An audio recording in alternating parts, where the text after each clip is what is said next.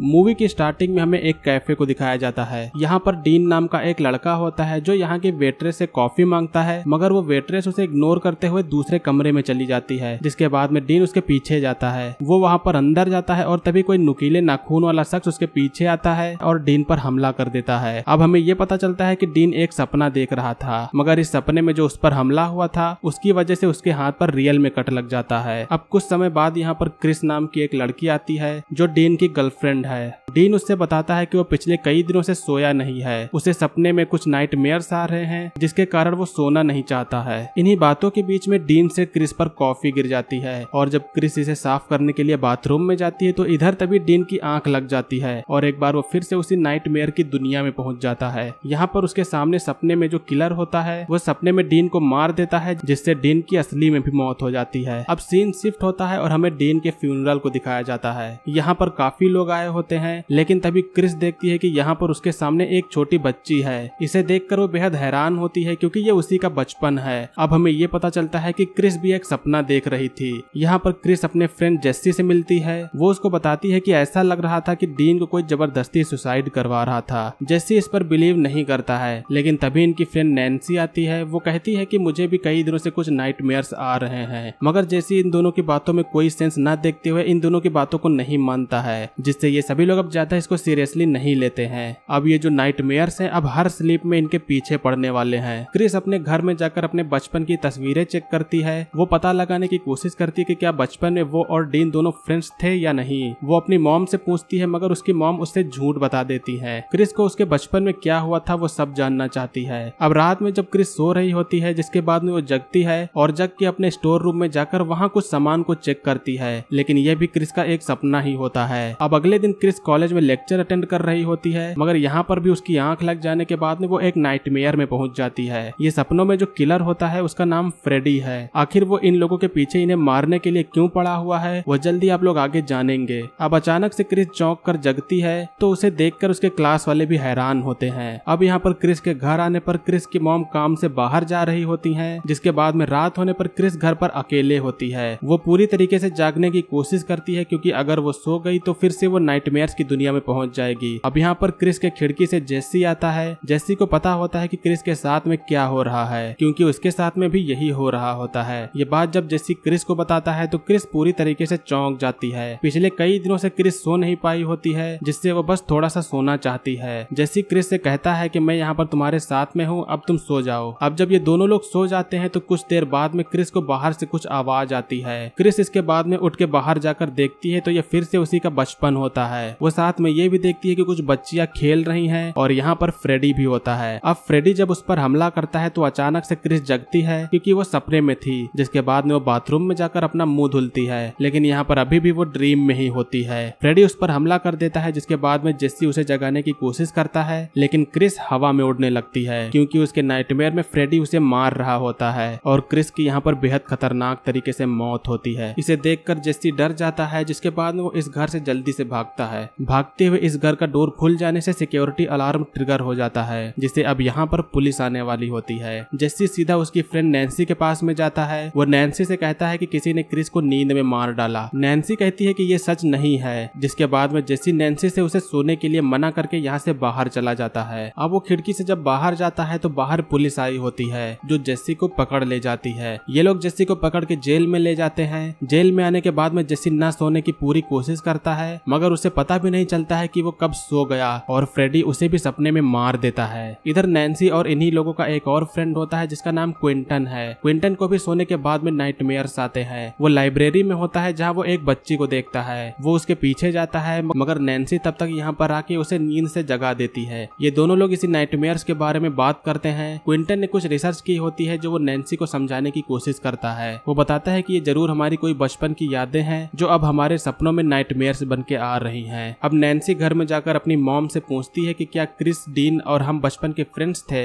मगर उसकी मॉम भी उससे झूठ बोल के यहाँ से चली जाती है। नैन्सी इसके बाद में नहाने के लिए जाती है और वो नहाते समय फिर से सो जाती है। इस बार अब फ्रेडी नैन्सी को एक स्कूल के पास में ले जाता है। यहाँ पर जब फ्रेडी नैन्सी से मिलता है तो वो कहता है कि तुम कितनी बड़ी हो गई हो, तुम मेरी सबसे प्रिय थी। अब तभी क्विंटन का कॉल आता है जिससे नैन्सी जग जाती है। नैन्सी ये बात क्विंटन को बताती है कि सपने में उसने एक स्कूल को देखा था। अगले दिन दोनों लोग घर में कुछ पुराने फोटोज की छानबीन करते हैं तो उनको उनके किंडरगार्टन की एक फोटो मिलती है। इस फोटो में क्रिस, डीन, जेसी, क्विंटन और बाकी लोग भी होते हैं। अब यहाँ पर नैन्सी की मॉम आती है जो इस सच्चाई को बताती हैं। वो बताती हैं कि तुम्हारे किंडरगार्टन स्कूल में फ्रेडी नाम का एक गार्डनर था जो तुम सबके साथ में खेलता था, मगर नैन्सी तुम उसकी सबसे चहेती थी, लेकिन उसने तुम लोगों के साथ में कुछ गलत काम किया था जिसके बाद में वो शहर छोड़कर चला गया और यही बात हम तुम सभी से छुपा रहे थे। नैन्सी की मॉम ने अभी भी पूरी सच्चाई नहीं बताई होती है। अब इसके बाद में क्विंटन अपने स्विमिंग क्लास के लिए जाता है जहाँ पर वो तैरते समय उसकी आंख लग जाती है। अब वो फिर से सपने में होता है, लेकिन इस सपने में नैन्सी की मॉम ने जितना बताया था उसके आगे दिखाया जाता है। जब इन बच्चों के पेरेंट्स को पता चला कि फ्रेडी ने उसके बच्चों के साथ में गलत काम किया है तो वो उसे मारने के लिए उसे दौड़ाते हुए लाते हैं। जब फ्रेडी एक घर में जाकर छिप जाता है तो ये लोग फ्रेडी को जिंदा जला देते हैं। अब यहाँ पर क्विंटन की आंख खुलती है जहाँ पर उसे पूल से निकालकर सीपीआर दिया गया था।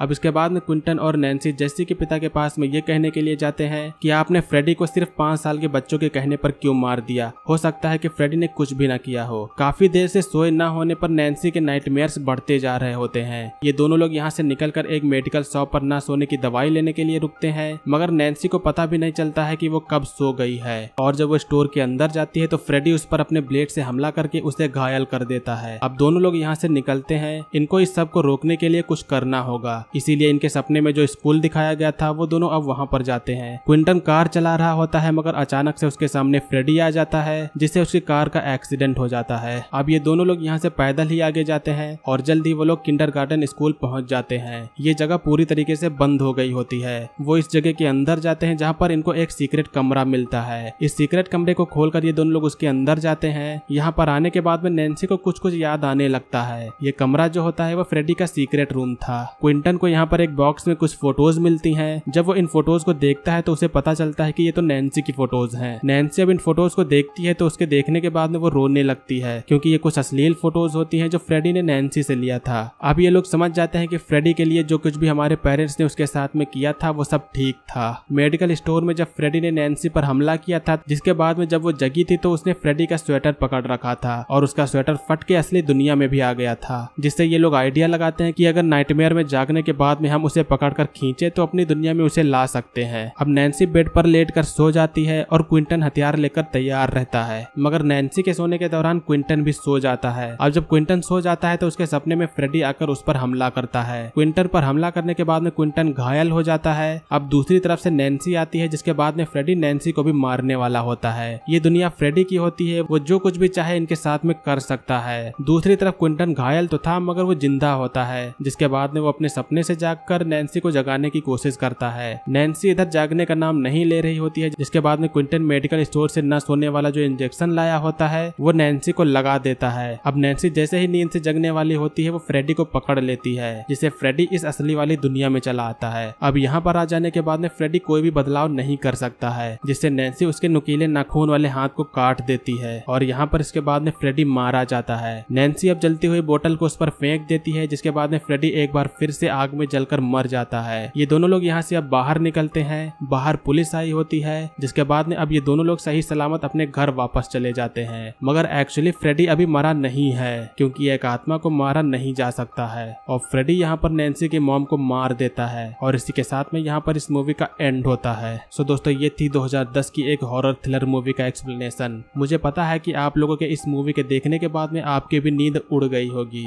ये थी हमारी nightmare of Elm street movie का एक्सप्लेनेशन। अगर आप लोग को ये हॉरर मूवी का एक्सप्लेनेशन पसंद आया हो तो वीडियो को लाइक करिएगा। चैनल पर अगर आप लोग नए हो तो सब्सक्राइब करिएगा। आज की वीडियो के लिए बस इतना ही, मिलेंगे अगली वीडियो में। तब तक के लिए बाय। जय हिंद, वंदे मातरम।